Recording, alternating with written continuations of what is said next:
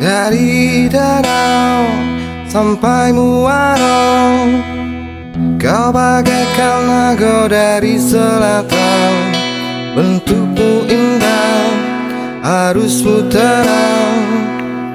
Kau telusuri kota Jambi, berapa zaman tak kau lewati. Prasasti kerajaan Melayu, sampai kini kau tetap akan abadi. Oh Batanghari, oh Batanghari, sungai yang terpanjang di Pulau Sumatera.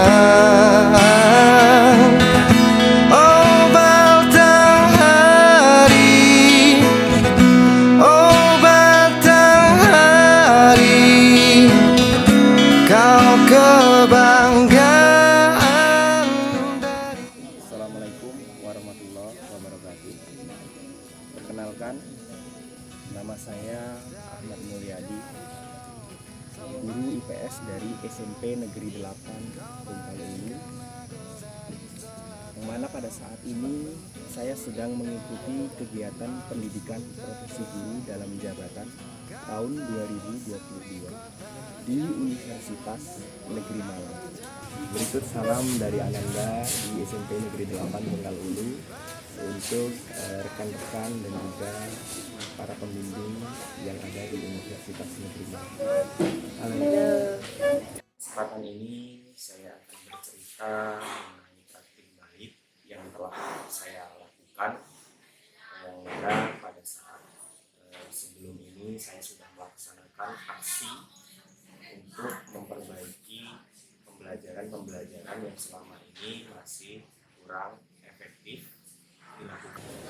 Saya akan bercerita apa yang telah saya laksanakan pada aksi-aksi yang sebelumnya sudah saya lakukan itu, di mana ada dua temuan permasalahan yang ada di kelas 7 SMP Negeri 8 Bengkulu khususnya, yang mana di SMP Negeri 8 ini kelas 7 hanya ada satu rombel. Maka di rombel itulah saya melakukan identifikasi permasalahan, sehingga saya menemukan dua permasalahan yang tentunya perlu sekali untuk disikapi dan juga untuk diselesaikan sehingga pembelajaran akan menjadi efektif. Nah, apa saja yang menjadi masalah yang saya temukan? Di antaranya yang pertama yaitu mengenai kesiapan belajar murid, yang mana masih banyak sekali murid-murid yang tidak menunjukkan kesiapannya pada saat pembelajaran.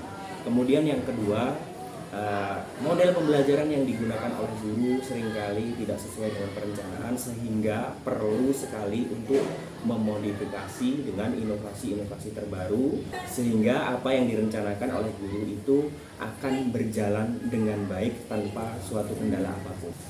Dalam melaksanakan aksi yaitu dua permasalahan itu, maka ada pun tantangan-tantangan yang saya hadapi dulu, karena segala sesuatu itu tidak akan mudah dicapai apabila tujuannya adalah untuk sesuatu yang akan baik dan juga sempurna, sehingga butuh beberapa aksi, butuh beberapa perjuangan, butuh beberapa cara yang di dalamnya ada inovasi-inovasi yang dapat mengubah segala macam bentuk pembelajaran sesuai dengan apa yang kita inginkan, sehingga hasilnya nanti akan baik.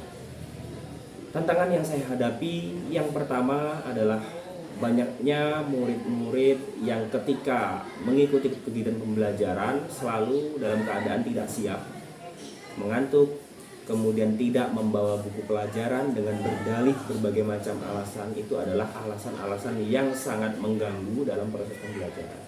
Kemudian lagi tantangan yang kedua Seringkali dalam kegiatan pembelajaran itu ada kegiatan-kegiatan yang sangat mendesak dan juga sangat mendadak, sehingga kegiatan pembelajaran di kelas itu terhambat, terutama yang dialami oleh guru. Berapa kendala diantaranya yaitu ketika pada saat jam pembelajaran IPS ternyata pada situasi itu sedang diadakan rapat, terus kemudian ditugaskan oleh sekolah untuk mengikuti kegiatan di luar sekolah, kemudian lagi banyak sekali tamu-tamu dari luar yang harus ditemui, yang mana pada saat itu yang diberikan kesempatan untuk menemuinya adalah saya sebagai guru IPS-nya. Sehingga dengan demikian saya merasa ini adalah tantangan yang harus diselesaikan, yang harus disikapi dengan berbagai macam cara supaya kendala-kendala ataupun masalah-masalah yang ada di dalam kelas itu tidak akan terjadi lagi, dan juga sehingga pembelajaran akan menjadi efektif. Selanjutnya, setelah saya melihat tantangan-tantangan itu, saya akan bercerita bagaimana saya melaksanakan aksi dalam pembelajaran, dan kemudian nanti akan berakhir dengan refleksi, di mana dalam aksi ini saya melaksanakan 2 aksi, yang mana pada permasalahan pertama itu saya menggunakannya atau memanfaatkannya untuk mengatasi masalah kesiapan belajar siswa yang mana belum menunjukkan kesiapannya pada saat pembelajaran, di mana saya memulai kegiatan pembelajaran itu dengan menggunakan model pembelajaran atau PBL, yang mana di dalamnya saya mengintegrasikannya dengan permainan-permainan yang disukai oleh siswa, di mana pada saat itu saya mengintegrasikannya dengan permainan teka-teki silang.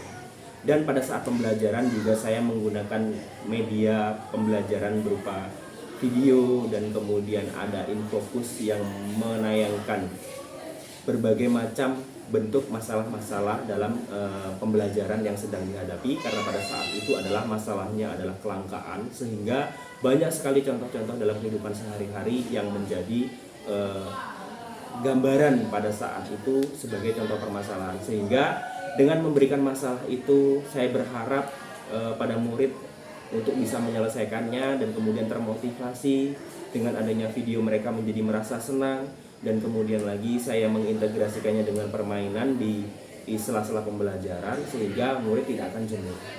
Dan tak lupa pada saat aksi 1 saya melaksanakan kegiatan pembelajaran itu, di awal saya selalu melakukan kegiatan mindfulness, di mana itu tujuannya adalah untuk mengarahkan peserta didik pada fokusnya yaitu pembelajaran IPS. Dan kemudian di tengah-tengah pembelajaran saya juga selalu melakukan ice breaking sesuai dengan keadaan, di mana ketika siswa ataupun murid tidak dalam keadaan siap, saya selalu melakukannya. Selanjutnya pada aksi kedua, di mana masalahnya adalah model pembelajaran yang seringkali tidak sesuai dengan rencana yang sudah direncanakan oleh guru, yaitu saya sendiri. Itu saya mengatasinya dengan melaksanakan pembelajaran yang memusatkan pembelajar itu pada peserta didik ataupun murid, sehingga murid lebih aktif dibandingkan dengan sebelumnya. Dan pada saat itu saya menerapkan model pembelajaran proyek based learning atau PJBL, di mana murid akan aktif dalam merancang kegiatan-kegiatan ataupun membuat suatu proyek yang nantinya akan membuat mereka itu menjadi paham apa yang menjadi pembelajaran, karena mereka akan aktif, akan sibuk dengan berbagai macam proyek yang direncanakan. Dan saya selalu mengatakan kepada murid untuk mengaitkannya dengan kehidupan sehari-hari yang ada di lingkungan mereka.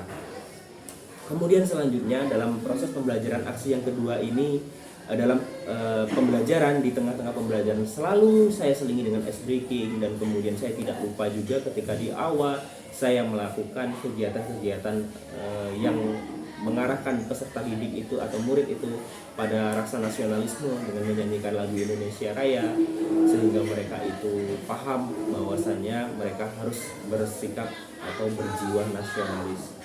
Kemudian dalam pembelajaran saya juga menyelipkan beberapa aktivitas yang mana memanfaatkan media, diantaranya contohnya yaitu quizzes. Ternyata pada saat melaksanakan quizzes mereka sangat antusias sekali dan juga sangat senang sekali, dan kemudian ini adalah salah satu pembelajaran yang sangat praktis sehingga nantinya ketika pada situasi di mana saya tidak bisa mendampingi para murid dengan waktu yang penuh, maka mereka akan dapat ataupun mampu untuk belajar dengan secara mandiri. Demikianlah aksi yang telah saya laksanakan. Kemudian setelah itu, adapun refleksi yang dapat saya ceritakan terhadap apa yang telah saya laksanakan pada aksi-aksi pada saat kegiatan praktik pembelajaran, di mana